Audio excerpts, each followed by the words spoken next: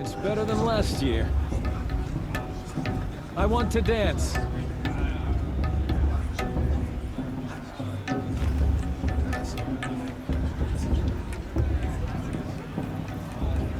I want to see something new.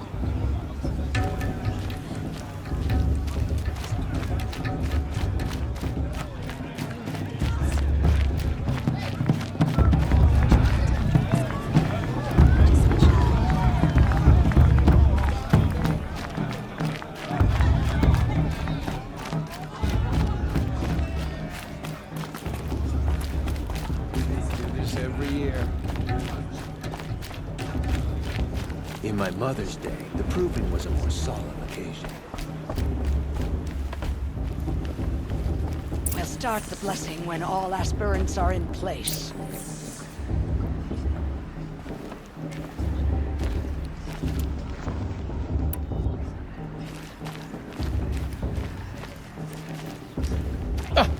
Oh! Expecting more tomatoes? In truth, I thought they were throwing stones. Stones hit a lot harder. You'd know the difference. If you wish to speak, we should do so after the ceremony. I'd rather not hold things up, or do anything else that angers these people.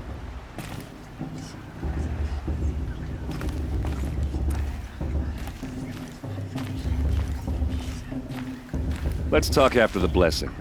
I don't want to piss off the matriarchs. Those are some tough-looking grandmothers.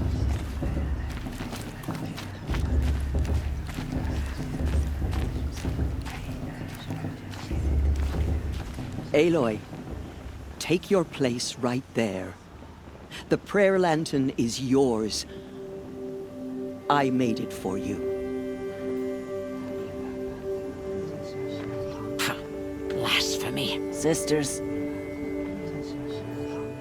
Aspirants, before each of you sits a prayer lantern crafted by your mother.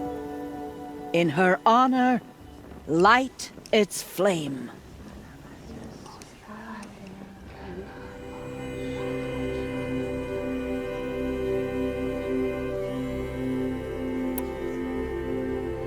In honor of Rost. And all he did to help me get here.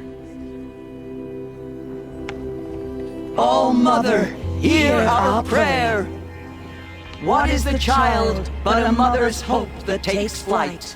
A glowing flame that climbs the air, set free to the wind, sailing the sky till it fades and falls.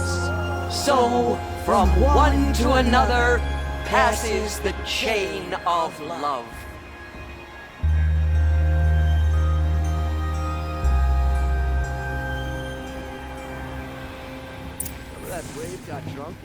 There's Owen. I have some questions for him.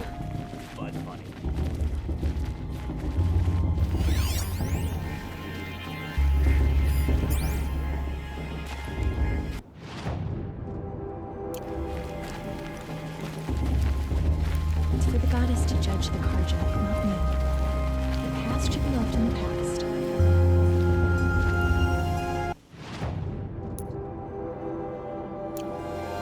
Aloy, now that the blessing has been made, you and I finally have a moment to speak.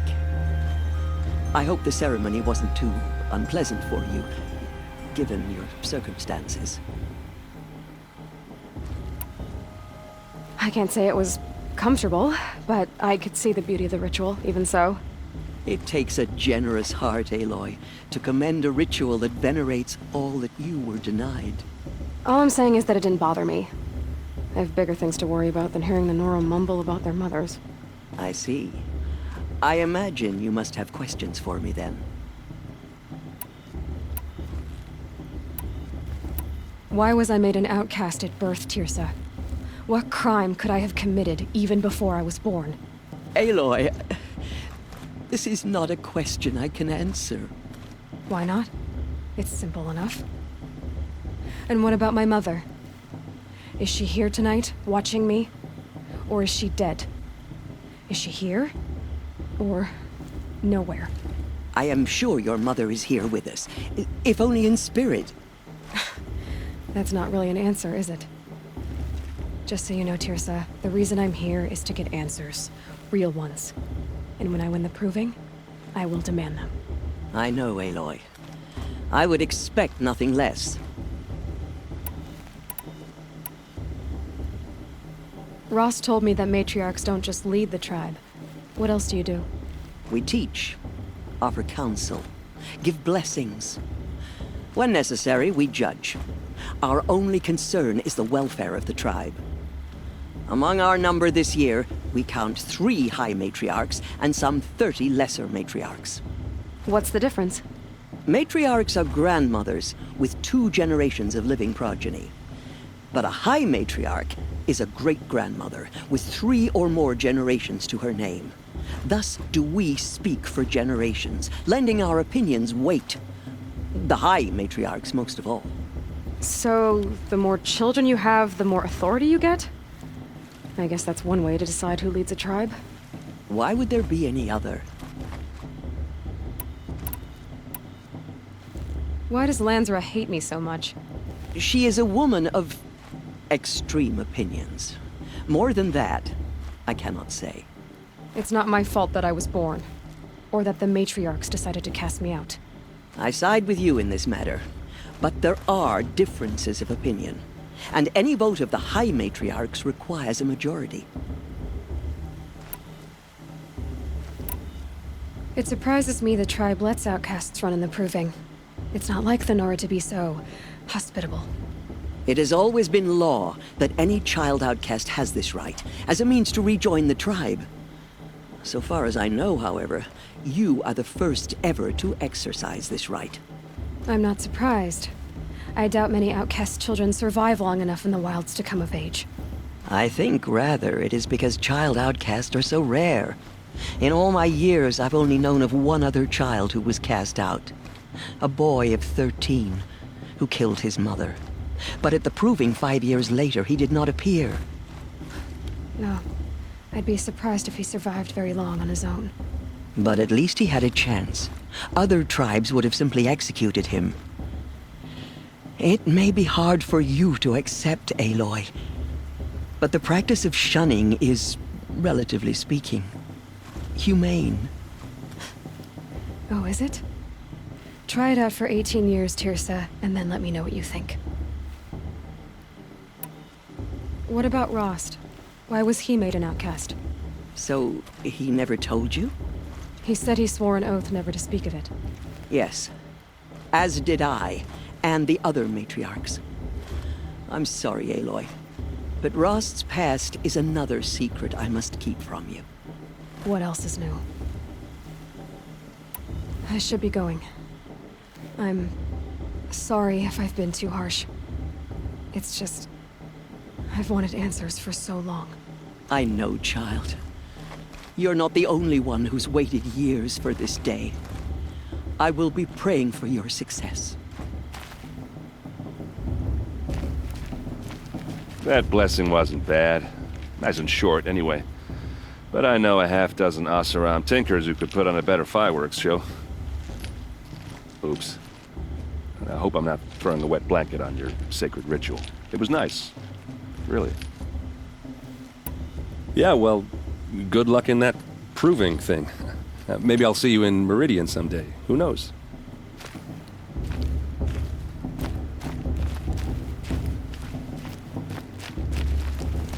Your blessing was most illuminating. I've never seen its like. A rare gift indeed. But you don't believe in Allmother, do you? Usually the distance between our tribes shrouds Nora ways from Karja eyes. But here among you, I see a beauty that shines true. Perhaps Naman is right after all, that the sun's light brightens all lands and all peoples. Who's Naman? One of my brethren, who believes the sky is wide enough for the faiths of all tribes.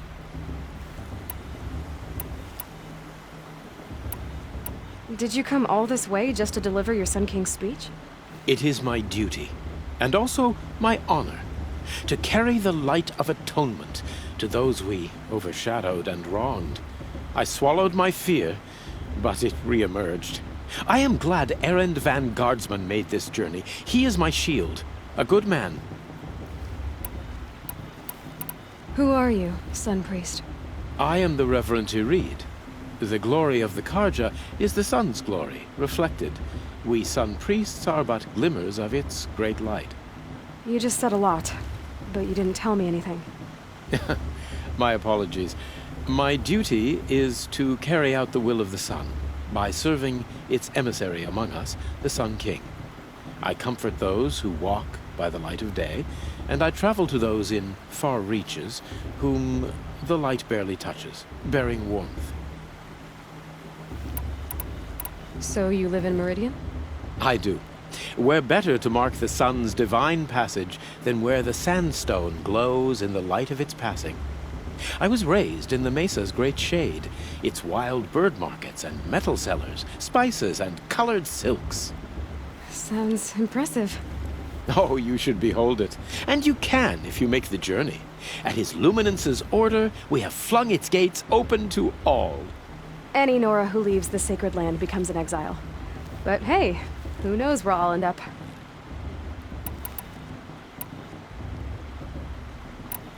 Who is the Sun King you speak for? His luminance Avad is the 14th king of the radiant line. His light envelops the sky and everything beneath it. He is the chosen of the sun. By his divine rule, we are given sight and purpose. You speak highly of him. Do you know him well? By his nature, he is unknowable and infallible. We are his instruments, not his companions. I have been in his presence, but we draw down our hoods so as not to behold his light directly. He's the sun, he has total power, and no friends. That couldn't go wrong. If your Sun Kings are so infallible, how do you explain the crimes of the last king? Well, the sun's glory is a great and brazen crown for a vessel as small as a man. If the vessel is flawed, indeed in the burial caves, one can see the skulls of the past kings are cracked, trialed and fired in the sun's kiln. That can be too much for any man to bear, even a ruler of men. So the sun can make bad choices like anyone else? Oh, no, no, no. Has there ever been a Sun Queen? Many wives and consorts, of course. Or, oh, you mean for the sun to choose a queen? This has not happened. Why not? The sun is masculine, of course, and so would choose its heirs thus. It's a light in the sky. I've never seen anything dangling from it. I don't know if you've noticed, but women run things around here. Well, Avad took a woman as captain of his vanguard, the first to hold such an honor. You mean Aaron's sister, Ursa. From what he told me, she sounds formidable. Oh, formidable indeed. A woman, and an outsider as well. She might make a fine Sun Queen, given a chance. A sun... Oh, no, no, no. No. Why were the Karja at war with the Nora? Under the 13th Sun King, the Karja had no peace with any tribe. His luminance has sent those days to dusk. We must renew the light that binds us, though few volunteered to come here. The Nora scare you. They're good at making people feel unwelcome. It's said one soldier died for every Nora taken alive. But I see you can be as calm as you are fierce. This has been illuminating, but I should get going. You have already been blessed, but may the dawn find you, the day warm you, and the dusk have light to guide your path.